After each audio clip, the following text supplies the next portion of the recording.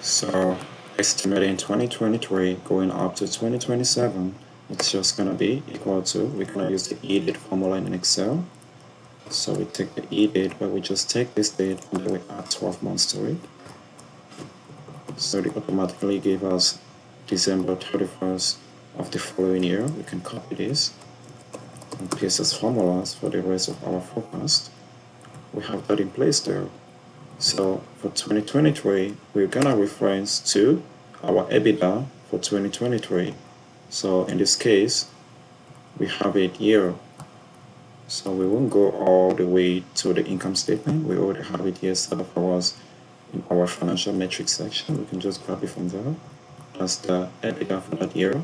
And also the exit multiple. We recall that this private equity, the exit EV to EBITDA is 10 times. We have to make sure we reference that cell with F4. So we'll have it there in place.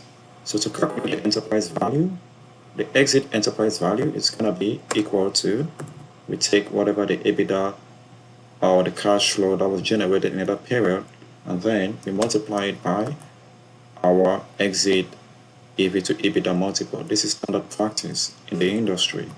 So we can now take this, copy this, or ESF business formulas to the end of our forecast. So that's the enterprise value, but yet we have to offset that enterprise value by the net debt. Recall when I said before that the equity value can only be enhanced after debt has been repaid. So we're gonna see that they've been repaid here, and we will know how much the equity investors will be getting back as a result of embarking in such a strategy. As you can see, what we are saying here is that if this debt is being paid, then the equity investors, they will be receiving almost same amount,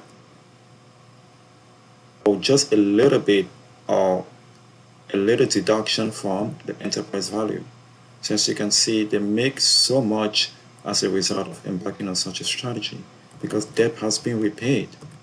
So that's exactly what we are doing here. So if I go here, we grab the total debt. We already have it summarized for us. We already have it summarized for us here. So we have the total debt there. In the first year, we have it there. And then the cash,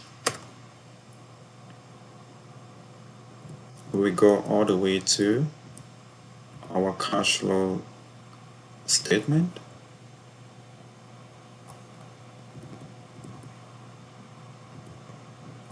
And we grab the ending cash balance there, which is just a minimum cash balance of $5 million. So in order to calculate the net debt,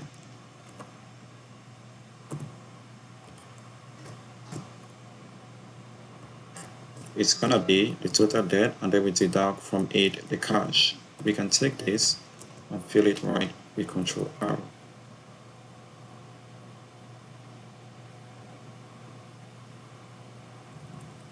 So we have it set up there for us. So now, in order to account for the equity value, it's gonna be based on, we take the enterprise value, we reference it, and then we deduct the net debt, which we just calculated. We're gonna make that number negative because we have to deduct it.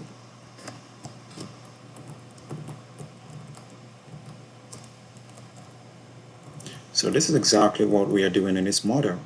As you can see, we have the cash balance of $5 million, of which we already spoke about ever since from the start of this modeling, that we will always have $5 million as our cash balance no matter what happens to this transaction. So this company, no matter how much debt they pay, they always want to have at least a minimum of $5 million. So even after deducting the net debt from the enterprise value, as you can see in the first year, the equity value is approximately $97 million, and it builds over time to $216 million. As you can see, if you can check the enterprise value, which is roughly $278 million, in the last year and you check also the equity value, you can see that it's roughly $260 million. So this is because of the aggressive debt paying down you see here.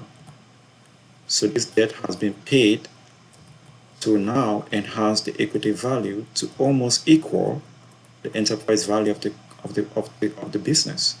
So this is very, very important in modeling. As you can see, why hedge funds managers will embark on such a strategy, because they are looking forward to generating absolute returns. So we have that set up for us, and then now we will just reference the dividends if ever there are gonna be dividends to be paid. In this case, we will just reference to the dividends. So in this case, we will just switch signs because we know that we had it as a positive number, as a negative number here. So we'll just make that a positive number since we want to consider it a cash inflow to the equity investors. So we have it set up there for us. So we believe that if ever there was enough cash flow to be distributed to the bondholders, after distributions to the other tranches of debt, then the equity investors might have a chance to receive some dividends within the period before the private equity goes on an IPO or exit, or it's been sold to another strategic buyer.